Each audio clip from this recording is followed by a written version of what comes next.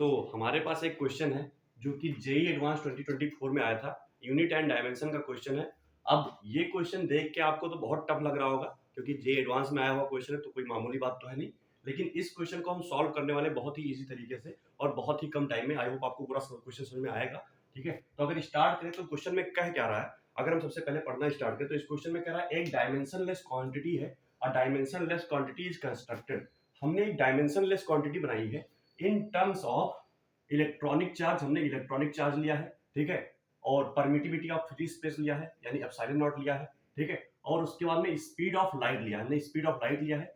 If the dimensionless quantity, ठीक है, और हमने प्लैंक्स कांस्टेंट भी लिया था, लेकिन इस क्वेश्चन में आई थिंक प्लैंक्स कांस्टेंट में लिखना भूल गया हूं। ठीक है, तो हमने प्लैंक्स कांस्टेंट भी लिया है। ठीक है, if the dimensionless quantity is written as e power alpha, हमने डायमेंशन लेस क्वांटिटी को लिखा है e power alpha epsilon not power beta, ठीक है, और Planck's constant power gamma c power delta. हमने इसको जो हमारी डायमेंशनलेस क्वांटिटी हमने बनाई है उसको हमने ऐसे लिखा है।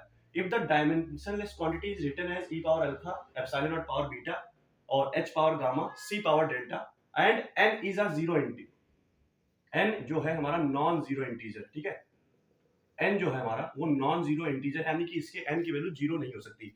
Then alpha beta gamma delta, ठीक है, अल्फा बीटा गामा डेल्टा। अब ये चारों की हमें वैल्यू निकालनी है। हमें चार ऑप्शंस यहाँ पे दे रखे हैं कि कौन कौन सी वैल्यू चारों की होगी। तो ये क्वेश्चन करना है। अब ये क्वेश्चन कैसे अप्रोच करेंगे? अगर मैं इस क्वेश्चन को अप्रोच करने की बात करूं तो यहाँ पे इस क्वेश्चन को कैसे अप्रोच किया जाएगा, ठीक है, तो मैं स्टार्ट करता हूं, आपको क्वेश्चन समझ में आ गया होगा। अब इस क्वेश्चन को करेंगे कैसे, ठीक है, तो हमें एक डायमेंशनलेस क्वांटिटी बनानी है। क्या बनानी है? हमें एक डायमेंशन लेस क्वांटिटी बनानी कि उसकी क्वांटिटी की कोई भी डायमेंशन नहीं होगी, ठीक है, और उसको रिप्रेजेंट किया गया ई पावर अल्फा एप्सिलॉन और power beta h power gamma c power delta. मैंने कहा ठीक है, तो हमारी जो ये क्वांटिटी है ई पावर अल्फा एप्सिलॉन और power beta h power gamma c power delta, इसको हमने किया है, हमने लिख दिया कि m power zero, l power zero, t power zero, a power zero. हमने ये मान लिया कि ये हमारी डायमेंशनलेस क्वांटिटी है क्योंकि यहाँ पे कोई भी डायमेंशन नहीं है, यानी हमने सबका पावर जीरो ले लिया है। आगे अगर कोई भी और भी डायमेंशन लगेगा हमें तो उसको हम यूज कर लेंगे, लेकिन हमें लगता है कि मैक्सिमम इसी डायमेंशन में, इतने डायमेंशन में हमारा क्वेश्चन हो जाएगा। मैंने कहा ठीक है। अब सबसे पहले हमारे पास इलेक्ट्रॉनिक चार्ज है, एप्सिलॉन नॉट है, एच है, सी है, हमें इसका डायमेंशन पता होना चाहिए। ठीक है, अगर इस क्वेश्चन को आपको सॉल्व करना है तो इलेक्ट्रॉनिक चार्ज मतलब परमिटिविटी ऑफ फ्री स्पेस और प्लैंक्स कांस्टेंट और स्पीड ऑफ लाइट, सबका डायमेंशन हमें पता होना चाहिए। तो एक एक करके सबका डायमेंशन निकालते हैं। अगर यहाँ पे सबसे पहले हम निकालें इलेक्ट्रॉनिक चार्ज का, ठीक है, ये हमारे पास क्या है, चार्ज। तो हमें पता है कि हमारे पास जो चार्ज होता है I इज इक्वल टू होता है Q बाई टी। यहां से अगर Q लिखे तो Q हो जाएगा आई टी, ठीक है। अगर Q की डायमेंशन लिखे तो करंट का डायमेंशन आपके पास होता है A और T टाइम का हो जाएगा T, ठीक है। ये हमारा हो जाएगा किसका, Q का डायमेंशन। तो इसको मैं ऐसे लिख सकता हूं, कैसे, ए टी पावर अल्फा। मैंने कहा ठीक है, अब लिख सकता हूं। अगर मैं एप्सिलॉन नॉट का डायमेंशन निकालना चाहूं, ठीक है, परमिटिविटी ऑफ फ्री स्पेस का अगर मैं डायमेंशन निकालना चाहता हूं, एक सेकंड, हाँ मैंने देखा कि कैमरा चल रहा है कि नहीं। तो यहाँ पे अगर मैं परमिटिविटी ऑफ फ्री स्पेस का डायमेंशन निकालना चाहूं तो परमिटिविटी ऑफ फ्री स्पेस का डायमेंशन कैसे निकलेगा? तो हमें पता है कि जो फोर्स का फॉर्मूला होता है कूलम्ब लॉ से, वो होता है 1/4 pi epsilon naught Q1 Q2 by r square, ठीक है। अगर यहाँ से एप्सिलॉन नॉट का डायमेंशन निकालना चाहेंगे तो हो जाएगा Q1 Q2 upon F into 4 pi into r square. इससे हमारा कुछ हो जाएगा, ठीक है। अब पाई का तो कोई डायमेंशन नहीं, तो डायमेंशनलेस होता है। यहाँ पे Q1 Q2, आपका Q1 Q2 यानी Q1 यानी एक चार्ज का डायमेंशन क्या है, 80 है, तो दो चार्ज है तो a स्क्वायर टी स्क्वायर हो जाएगा। मैंने कहा ठीक है, ये हो जाएगा a square T square upon force का डायमेंशन क्या होता है, हमें पता है कि जो फोर्स की यूनिट होती है वो होती है किलोग्राम मीटर पर सेकंड स्क्वायर। तो किलोग्राम का तो हो जाएगा m l t माइनस 2 होता है, फोर्स की क्या होती है m l t माइनस 2। मैंने कहा ठीक है। और जो आपका रेडियस है, ठीक है, या डिस्टेंस होता है, डिस्टेंस का क्या होता है l स्क्वायर हो जाएगा यहाँ पे। मैंने कहा ठीक है।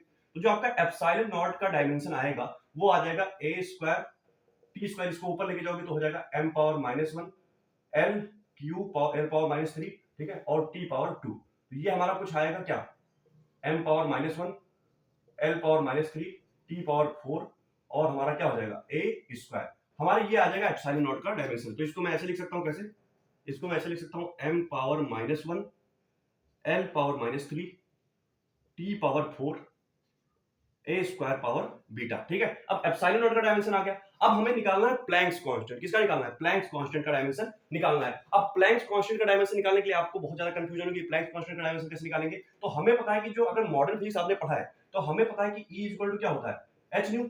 यहां से हम न्यू को क्या लिख सकते हैं, न्यू हमारा होता है फ्रीक्वेंसी, और फ्रीक्वेंसी का जो आपका जो फ्रीक्वेंसी की यूनिट होती है वो होती है क्या, सेकंड इनवर्स या हर्ट्ज उसे बोलते हैं, ठीक है। तो यहाँ पे मैं लिख सकता हूँ H इक्वल टू क्या, E बाई न्यू, क्या होता है E बाई न्यू। अब एनर्जी की यूनिट क्या होती है, जूल होती है, और हमें पता है कि वर्क डन की भी यूनिट क्या होती है, जूल होती है। तो इसको मैं H इक्वल टू लिख सकता हूँ वर्क डन अपॉन न्यू, ठीक है। अब न्यू की यूनिट क्या होती है, फ्रीक्वेंसी की यूनिट, फ्रीक्वेंसी की यूनिट होती है 1 बाई टाइम पीरियड, यानी 1 बाई सेकंड इनवर्स, ठीक है, 1 बाई सेकंड, तो उसको लिख सकते हैं टाइम इनवर्स। तो यहाँ पे मैं क्या लिख सकता हूँ, वर्क डन की यूनिट आपको क्या पता है, वर्क डन की यूनिट आपकी क्या, जूल होती है। अब जूल का हम मतलब डायमेंशन कैसे लिखेंगे, तो जूल का डायमेंशन लिखने के लिए अगर मैं यहाँ पे इसको थोड़ा क्वेश्चन रखूं, ठीक है, मैं यहाँ पे बात करूं, तो वर्क डन होता है फोर्स इनटू डिस्प्लेसमेंट।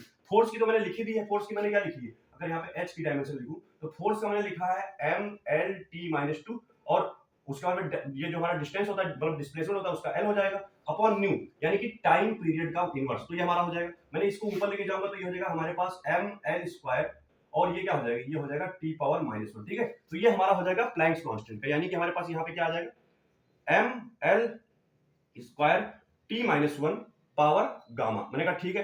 अब speed of light, speed of light की तो स्पीड की यूनिट हो जाएगी यानी मीटर पर सेकंड, ठीक है। तो हमारे पास मीटर पर सेकंड, यानी कि हमारे पास क्या हो जाएगा L T-1 पावर डेल्टा, ठीक है। और ये इक्वल आएगा m0 L0 T0 A0, ठीक है, क्योंकि डायमेंशनलेस क्वांटिटी है। तो मैंने कहा ठीक है, अब इसमें से m l t सबको अलग अलग करना है। तो मैंने कहा यहाँ पे हम सबसे पहले हम देखेंगे m के बारे में, ठीक है, क्या देखेंगे, m के बारे में। अगर m के बारे में मैं देखूं तो हमारे पास जो m है, ठीक है, यहाँ पे -1 है तो माइनस बीटा हो जाएगा, ठीक है, क्या हो जाएगा m पावर माइनस बीटा हो जाएगा, अगर मैं इसको सही से लिखूं, ठीक है। तो यहाँ पे हमारे पास जो m है वो हो जाएगा माइनस बीटा, फिर उसका में इसमें m कहीं है नहीं, इसमें भी m नहीं है, यहाँ पे m है तो m power gamma plus gamma, ठीक है, और यहाँ पे m नहीं है, ठीक है। तो हमारे पास ये क्या हो जाएगा m power minus beta plus gamma, ठीक है। उसका मैं l की अगर बात करूं तो l इसमें है नहीं, l यहाँ पे तो -3 बीटा हो जाएगा, इसका पावर -3 बीटा हो जाएगा, यहाँ पे l है प्लस 2 गामा, यहाँ पे 2 गामा हो जाएगा। मैंने कहा ठीक है, और इसका में इसमें भी l है तो प्लस क्या हो जाएगा डेल्टा, ये हमारा l हो जाएगा। उसके बाद अगर मैं t की बात करूं, हमारे पास t है, ठीक है, t यहाँ पे भी है तो t पावर अल्फा, और यहाँ पे t पावर 4 बीटा प्लस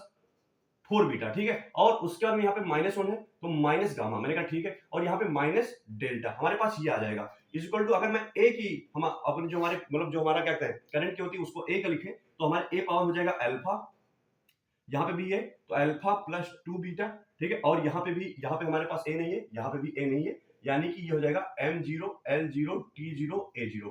अब दोनों साइड अगर मैं पावर को कंपेयर करूं तो यहां से मुझे मिल जाएगा क्या, gamma minus beta equal to 0, और हमें क्या मिल जाएगा, हमें मिल जाएगा -3 beta plus 2 gamma plus delta equal to 0, और हमें मिलेगा alpha plus 4 beta minus gamma minus delta equal to 0, और यहां से हमें मिलेगा alpha plus 2 beta equal to 0। अब हमें इन इक्वेशंस को सॉल्व करके अल्फा बीटा गामा की वैल्यू निकालनी है। अगर इन इक्वेशंस को सॉल्व करने जाओगे 1 2 3 4 इक्वेशंस है हमारे पास, अब 4 इक्वेशन है, 4 वेरिएबल सॉल्व करने में तो बहुत टाइम लग जाएगा। तो इसको करेंगे कैसे, अब हमारे पास 4 इक्वेशन है, 4 वेरिएबल है, तो इसको सॉल्व करने के लिए हम बेसिक सा रूल अप्लाएंगे। हमारे पास 4 ऑप्शन दे रखे हैं तो हम एक एक ऑप्शन को रख रख के वैल्यू पुट कर करके हम देखेंगे। हमने कहा कि ये हमें अल्फा, यहाँ पे हमें देख रखा है ये अल्फा बीटा गामा डेल्टा के फॉर्म में दे रखा है, ये जो ऑप्शन है अल्फा बीटा गामा डेल्टा के फॉर्म में दे रखे हैं, तो मैं अल्फा की वैल्यू यहाँ रखूंगा, बीटा की वैल्यू, गामा की वैल्यू, डेल्टा की वैल्यू यहाँ पे रखूंगा। अगर ये सेटिस्फाई हो रहा है, 0 के इक्वल आ रहा है, तो मैं समझ जाऊंगा कि हमारा जो इक्वेशन है सही है, और हमारे पास जिस पे सेटिस्फाई होगा वही इक्वेशन हमारा करेक्ट हो जाएगा। तो अगर मैं पहला ऑप्शन रखूं, हमारे पास यहाँ पे गामा है तो हमारे पास गामा -n है, ठीक है, हमारे पास -n है, -n, और हमारे पास बीटा, बीटा हमारे पास क्या है -n, ठीक है। तो ये क्या हो जाएगा -n प्लस n, यानी कि ये 0 आ रहा है तो पहला तो सेटिस्फाई हो रहा है, ठीक है। अगर दूसरे की बात करूं -3 बीटा, यानी -3 तो पहले से है, और बीटा भी हमारे पास क्या है -n, तो ये हो जाएगा 3n प्लस 2 गामा, ये तो हमारे पास माइनस है, गामा क्या -n है तो यहाँ से -2n हो जाएगा, प्लस डेल्टा, हमारे पास डेल्टा क्या है -n, तो ये भी हमारा 0 आ रहा है, यानी ये भी सेटिस्फाई हो रहा है। अगर इसमें पुट करें, हमारे पास अल्फा कितना है 2n, ठीक है, और बीटा हमारे पास कितना है -4n, ठीक है, और हमारे पास गामा कितना है माइनस है, -n है तो यहाँ पे माइनस है तो ये हो जाएगा +n, ठीक है, और हमारे पास डेल्टा कितना यहाँ पे माइनस है तो ये हो जाएगा +n, ये हमारे पास देखेंगे तो ये हो जाएगा -4n प्लस -3n और +n -2n -2n क्या हो जाएगा 0 हो जाएगा। अगर मैं यहाँ पे फिर से वैल्यू पुट करूँ, अल्फा की वैल्यू हमारे पास 2n है, इसके लिए, इस वाले के लिए मैं पुट कर रहा हूँ, अल्फा की वैल्यू 2n है, ठीक है, और हमारे पास किसकी 2 बीटा, हमारे पास 2 बीटा क्या हो जाएगा -2l, यानी कि ये भी 0 आ रहा है। तो अगर मैं पहले इक्वेशन को ही मैंने इसमें सब में रखा और ये सेटिस्फाई हो गया, यानी कि हमारे पास जो पहला ऑप्शन है यहाँ पे करेक्ट हो जाएगा। तो इस क्वेश्चन को ऐसे अप्रोच किया जा सकता है। अब यहाँ पे आप सॉल्व करने बैठे, सारे इक्वेशन सॉल्व करने बैठे, तो पता चलता है कि आपको कितना ही टाइम लग जाता है और पूरे एडवांस के पेपर में केवल एक ही क्वेश्चन शायद आप करके आ पाते और पता नहीं कि आंसर आता भी कि नहीं आता। तो इस क्वेश्चन का आंसर अगर आप देखोगे तो ऑप्शन ए करेक्ट है। अगर इस क्वेश्चन में आप इतना कर ले जाते हो तो आपको +3 मार्क्स आराम से मिल जाएगा, ठीक है। और एडवांस में +3 मार्क्स तो, और जो फिजिक्स की एक पेपर की कट ऑफ ही, जो फिजिक्स की पेपर की कट ऑफ ही होती है, वो 4-5 नंबर जाती है। तो आप यहाँ से इस क्वेश्चन से कट ऑफ आप क्लियर कर सकते थे, ठीक है। तो ये क्वेश्चन आप आसानी से कर सकते हो। जेईई एडवांस 2024 में 3 मार्क्स के लिए क्वेश्चन आया हुआ था यूनिट एंड डायमेंशंस की। आई होप आपको सॉल्यूशन समझ में आया होगा। अगर आपको सॉल्यूशन समझ में आया है तो अगर कहीं पे भी डाउट है तो कमेंट बॉक्स में कमेंट कर सकते हो। मिलते हैं नेक्स्ट वीडियो में, तब तक के लिए धन्यवाद, बाय बाय, टेक केयर।